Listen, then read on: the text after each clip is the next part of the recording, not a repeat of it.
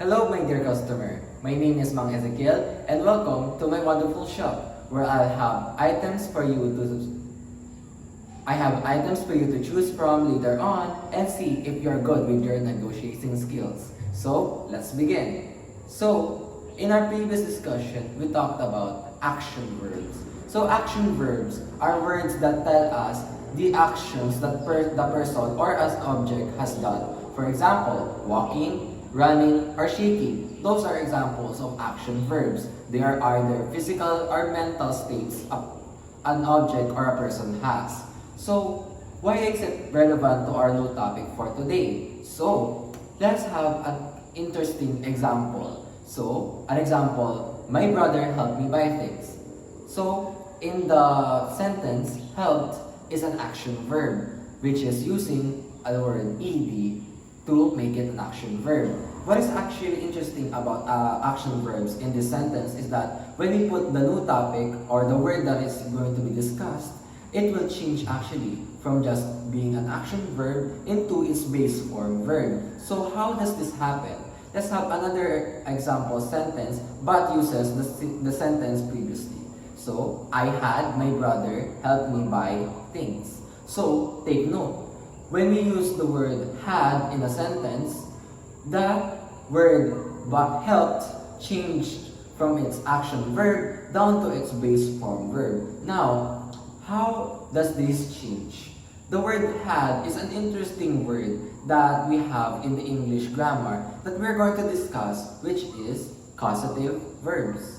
Now, what is the difference between a causative verb and an action verb? Because if you look up to, or if you search it in the internet, these two things are very similar, but they differ in how they are used.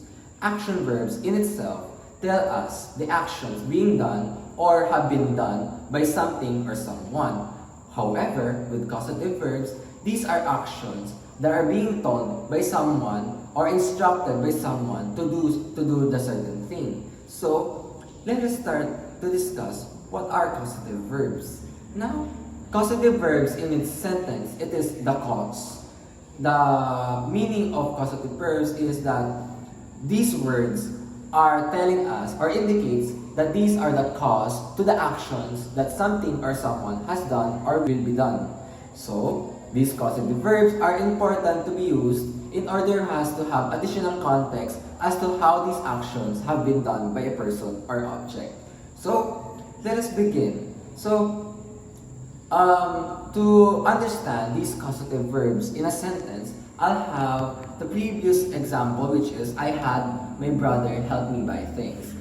In the sentence, the action verb helped with an ed was changed into its base form verb because we had the causative form of the verb, which is had.